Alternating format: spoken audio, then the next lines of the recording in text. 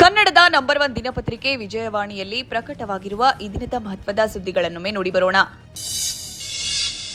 ಬೆಳಕು ಕಾಣದ ಗಾಳಿ ಸುಳಿಯದ ಕತ್ತಲು ಕೋಣೆಯಲ್ಲಿ ಕುರಿದೊಡ್ಡಿಯಂತೆ ತುಂಬಿದ ವಿದ್ಯಾರ್ಥಿಗಳು. ಮಲಗಲು ಮಂಚ ಇಲ್ಲ, ನೆಲ ಶುಚಿಯಾಗಿಲ್ಲ, ಶಿಥಿಲ ಕಟ್ಟಡ, ಹರಕು ಮುರುಕು ಗೋಡೆ, ಇಲಿ, ಇರುವೆ, ಹಲ್ಲಿ, ಜಿರಳೆ, ಸೊಳ್ಳೆಗಳ ಕಾಟದಲ್ಲಿ ನಿದ್ರೆ ಮಾಡುವುದೇ ಹರಸಾಹಸ. ಅಡುಗೆ ಮನೆಯಲ್ಲೂ ಸ್ವಚ್ಛತೆ ಮಾರುದೂರ.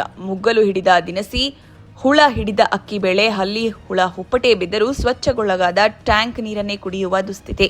ಶೌಚಾಲಯದೊಳಗಂತೂ ಕಾಲಿಡುವುದೇ ಕಷ್ಟ. ಇಂಥ ಸಮಸ್ಯೆ, ತೊಂದರೆಗಳು ಒಂದೇ ಎರಡೇ ಸರ್ಕಾರಿ ಹಾಸ್ಪಿಟಲ್ಗಳ ದುಸ್ಥಿತಿ ಕುರಿತ ವಿಜಯವಾಣಿ ರಿಯಾಲಿಟಿ ಚೆಕ್ ವರದಿಗೆ ಮುಖಪುಟ ನೋಡಿ.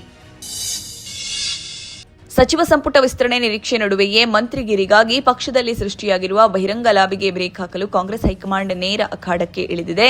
ಸಚಿವ ಸ್ಥಾನದ ಆಕಾಂಕ್ಷಿ ಶಾಸಕರು ಮತ್ತು ಅವರ ಬೆಂಬಲಿಗರ ಒತ್ತಡದ ರಾಜಕಾರಣದ ವಿರುದ್ಧ ಕೇಂದ್ರ ನಾಯಕತ್ವ ತೀವ್ರ ಅಸಮಾಧಾನ ಹೊರಹಾಕಿದೆ. ಈ ಸುದ್ದಿಗೆ ಇಂದಿನ ಸಂಚಿಕೆ ಓದಿ. ಹರಿಹರ ಗ್ರಾಮಾಂತರ ಠಾಣೆಯ ಪೊಲೀಸರ ಬಲೆಗೆ ಬಿದ್ದ ಶಂಕಿತ ಉಗ್ರ ಸೋಹೆಲ್ ವಿಚಾರಣೆ ವೇಳೆ ಹಲವು ಆಘಾತಕಾರಿ ಮಾಹಿತಿ ಬೆಳಕಿಗೆ ಬಂದಿದೆ. ಈ ಸುದ್ದಿಗೆ ವಿಜಯವಾಣಿ ಓದಿ. ಕಾವೇರಿ ನದಿ ತೀರದ ಪ್ರಖ್ಯಾತ ಪ್ರವಾಸಿ ತಾಣ ಮುತತಿಯಲ್ಲಿ ಸೆಲ್ಫಿ ತೆಗೆದುಕೊಳ್ಳುವ ವೇಳೆ ಕಾವೇರಿ ನದಿಗೆ ಬಿದ್ದು ಒಂದೇ ಕುಟುಂಬದ 4 ಹಾಗೂ ಅವರನ್ನು ರಕ್ಷಿಸಲು ಹೋದ ಚಾಲಕ ಸೇರಿ 5 ಜಲಸಮಾಧಿಯಾಗಿದ್ದಾರೆ. ಈ ಸುದ್ದಿಗೆ ಮುಖಪುಟ ನೋಡಿ. ಇತ್ತೀಚೆಗೆ ಬಿಡುಗಡೆಯಾದ ವಿಶ್ವಾಸಾರ್ಹ ರಾಷ್ಟ್ರಗಳ ಶ್ರೇಯಾಂಕದಲ್ಲಿ ಅಮೆರಿಕ, ಚೀನಾ ಮತ್ತು ರಷ್ಯಾವನ್ನ ಹಿಂದಿಕ್ಕಿ ಭಾರತ ನಂಬರ್ 1 ಸ್ಥಾನಕ್ಕೇರಿದೆ. ಈ ಸುದ್ದಿಗೆ ದೇಶ ವಿದೇಶ ಪುಟ ನೋಡಿ.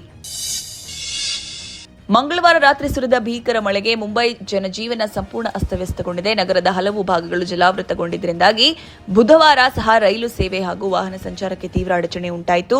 ಈ ಸುದ್ದಿಗೆ ಇಂದಿನ ಸಂಚಿಕೆ ಓದಿ.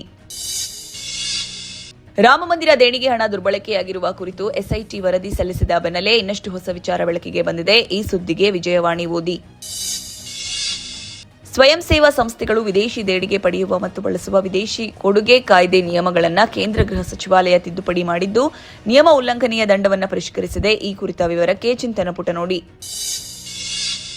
ಡಿಜಿಟಲ್ ಬ್ಯಾಂಕಿಂಗ್ ವಂಚನೆಗಳ ವಿರುದ್ಧ ಗ್ರಾಹಕರ ಹಿತರಕ್ಷಣೆಗಾಗಿ ಭಾರತೀಯ ರಿಸರ್ವ್ ಬ್ಯಾಂಕ್ ಬುಧವಾರ ಮಹತ್ವದ ಪರಿಷ್ಕೃತ ಮಾರ್ಗಸೂಚಿಗಳನ್ನು ಬಿಡುಗಡೆ ಮಾಡಿದೆ. ಕ್ರೆಡಿಟ್ ಕಾರ್ಡ್ ಮೂಲಕ ನಡೆಯುವ ವಂಚನೆಗಳ ಬಗ್ಗೆ ಗ್ರಾಹಕರು ದೂರು ನೀಡಿದ 5 ದಿನಗಳ ಒಳಗೆ ಬ್ಯಾಂಕುಗಳು ಆ ವಿವಾದಿತ ಮೊತ್ತವನ್ನು ಗ್ರಾಹಕರ ಖಾತೆಗೆ ಕಡ್ಡಾಯವಾಗಿ ತಾತ್ಕಾಲಿಕವಾಗಿ ಮರುಜಮೆ ಮಾಡಬೇಕು ಎಂದು ಆರ್ಬಿಐ ಆದೇಶಿಸಿದೆ. ಈ ಸುದ್ದಿಗೆ ಮನಿ ಮಾತು ನೋಡಿ.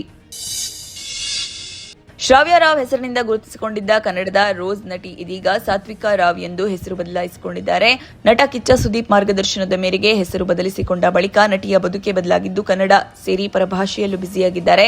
ಇದೀಗ ಸಿಂಪಲ್ ಸುನಿ ನಿರ್ದೇಶನದ ಕನ್ನಡದ ಮೋಡ ಕವಿದ ವಾತಾವರಣ ಚಿತ್ರದಲ್ಲಿ ಪ್ರಮುಖ ಪಾತ್ರದಲ್ಲಿ ನಟಿಸಿದ್ದು, ನಾಳೆ ರಿಲೀಸ್ ಆಗ್ತಾ ಇದೆ. ಈ ಸುದ್ದಿಗೆ ಉಲ್ಲಾಸ ನಮಸ್ತೆ ಬೆಂಗಳೂರು ನೋಡಿ.